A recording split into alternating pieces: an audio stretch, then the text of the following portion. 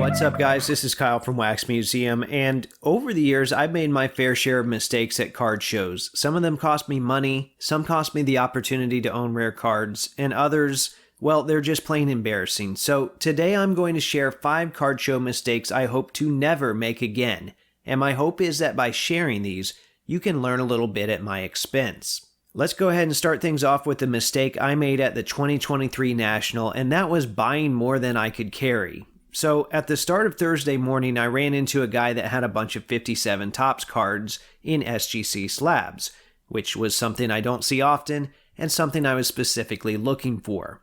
I ended up grabbing a dozen for around $30 a pop, which is cheaper than it would have cost me to buy them raw and grade them myself, so in that sense it was a no-brainer. What I didn't realize until after I had made the purchase was I didn't have room in my bag for a dozen slabbed cards, and yeah, I probably could have jammed them in there somehow, but not without causing some damage. The seller ended up giving me a brown paper bag, and I carried them in that for a while. Eventually, I ran into one of my friends who parked at the show, and I asked him if I could store some stuff in his car. He was nice enough to bail me out, but I felt bad because I knew it was an inconvenience for all parties involved. The lesson here? Plan ahead for how you'll carry your purchases. Otherwise, you could create unnecessary stress for you and for those around you as well. A little foresight goes a long way when navigating a busy show. Now, that lesson also applies to one of my most embarrassing mistakes I've made, which was not having enough cash on hand. So, right before the pandemic, I was at a small local show, and one of the dealers had a Daniel Jones Prism Gold rookie. Now, I don't deal much with football cards, but even then, I knew that rookie quarterbacks were pretty sought after. So, I asked the dealer how much he wanted for it, and the price seemed too good to be true. The only problem was, I didn't have enough cash on hand, so that left me kind of wondering what I was going to do. Luckily, I had dealt with this dealer before, and he agreed to put it to the side for 15 minutes so I could go and find an ATM. I thought there'd probably be one in the hotel lobby. Well, there wasn't. So I had to rush across the street to the 7-Eleven, pay the ATM fee, and rush back, all the while hoping the dealer still had the card and would honor the price, because even though he had dealt with me before, who knows how long he was really willing to hold it before he decided he was better off just moving it to someone else. And quite frankly, I wouldn't have blamed him if he had done so. Thankfully, he still had it. I was able to purchase the card, and ultimately I used it to land a nice PC card not long after. And even though things ended up working out, I learned a valuable lesson that day about bringing the necessary funds should I see something I really want to pursue. But deciding whether you really want a card can be its own challenge, which brings me to the next mistake I've made, which was engaging without intent. About 5 years ago, I was at a show and spotted a 101 Chris Middleton booklet that had a really incredible 2019 All-Star Game patch. It also had a big scratch, but I was willing to overlook that. Now, I've never really been a Chris Middleton fan, but it was such a unique relic that I thought, maybe I could swap some of the cards in my bag for it and end up taking it home. So I handed my box of cards to the dealer. He'd start looking one up, and I'd stop him and say something to the effect of, I don't know if I want to trade that one or not. After doing that a couple times, I realized I didn't really want this Chris Middleton card as much as I thought. But I knew he had already invested the time to look some of my stuff up, so for whatever reason, instead of stopping this exchange, I let it drag on. And finally, the dealer asked me, well, what cards are you willing to trade? And truth be told, while there was stuff in there that I was a lot less attached to, it wasn't really any of the stuff that he had picked out. At this point, I knew I needed to back out of the conversation, but I was far enough in, I wasn't really sure the best way to go about getting out. So I brought up the scratch. And I realized, immediately after that was the wrong approach. And he probably thought I was trying to devalue his card, when in all reality, I was just looking for an out. And technically it worked because he ended up just calling things off. And I left the table feeling awful. I can't emphasize enough, the dealer did absolutely nothing wrong here. I just wasn't happy with the way I handled things, and I was afraid I jeopardized all future interactions with that dealer in the process. Now, as a side note, I think we've done a couple deals since, so kudos to him for not holding any sort of grudge, but he could have, and he would have been justified. All of that is to say, if you're going to engage with someone on a deal, make sure it's for a card you genuinely want, and one you're willing to trade fair value on. Otherwise, you risk creating unnecessary tension, and you end up just wasting the other party's time.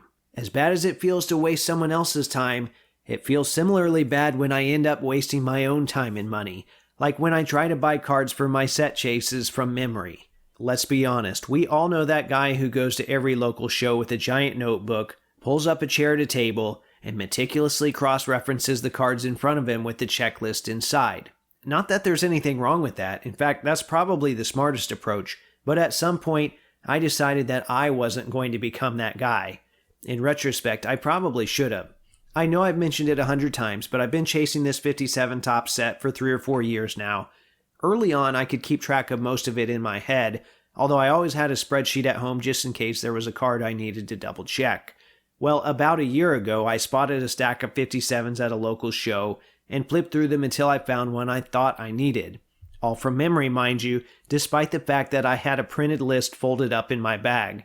I was pretty excited about my purchase. I took pictures, video, the works, only to realize later on that it was a card I already owned. And dumb doesn't even begin to cover it. And while it only cost me $25, mistakes like that can really add up over time.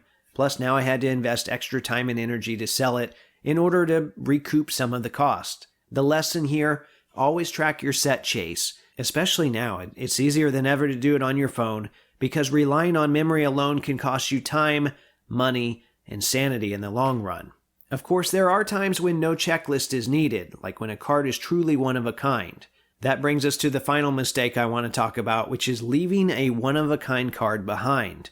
Now, I want to preface this by saying, I'm not saying you should buy every one-of-one you see, especially with the way they're priced today. But back in July of 2020, I was at one of my local shows, and I stumbled across a card I knew wasn't supposed to exist. It was a Kerwin Roach autograph from the unreleased 2019-2020 Topps Chrome basketball set. In the year leading up to this, there had been pictures and videos of athletes signing these cards on social media. This was supposed to be Topps Chrome's big return to basketball, and they were likely trying to capitalize on all the Zion hype, but there was some sort of licensing issue, and whatever cards had already been signed were supposedly destroyed. So I knew what I was looking at was a pretty cool piece of hobby history. I asked the dealer if I could take a closer look at it, and his first question to me was, "Do you know the story behind these?" I indicated I did. We chatted for a little bit, and I ended up asking him what he wanted for it. He said $100, which even at that time, considering the player, seemed a little steep, but he wouldn't budge on the price, and I ultimately passed. Well, I knew I had made a mistake because I thought about that card for the entire month that followed, leading up to the next show, and I knew it shouldn't still be there, but I told myself if it was, I wasn't walking away without it. Well, the August show rolled around and I made a beeline for that table, and to my surprise, the card was still there, although now it had a $150 price tag. I chatted with the dealer again and reminded him of our conversation the month prior. He ultimately agreed to honor the original $100 asking price, and I was able to add it to my collection. Now, as far as I know, this is the only card from that set that survived. I figure there are a handful of others that ended up with family and friends, but none of those have ever publicly surfaced. Ultimately, I was very lucky in this scenario. The card was still there the next month, and I was able to pick it up at a fair price. But make no mistake, walking away the first time was still the wrong call. So moving forward, just remember, if you spot something truly one of a kind that fits your collection, it's worth seriously considering in the moment. Hesitation can cost you, and you might not always get a second chance. Alright, so there you have it. Those are 5 mistakes I've made at card shows, some minor, some expensive, and some I'll never forget. Thankfully, I was able to salvage a few and make the best of a bad situation, and my hope is that by sharing these, you can avoid making some of the same mistakes. Now that I've gone through my list, I'd love to hear from some of you. What's the biggest mistake you've ever made at a card show? Feel free to let me know in the comments. If you enjoyed this video, remember to like and subscribe if you haven't done so already, and as always, thanks for watching.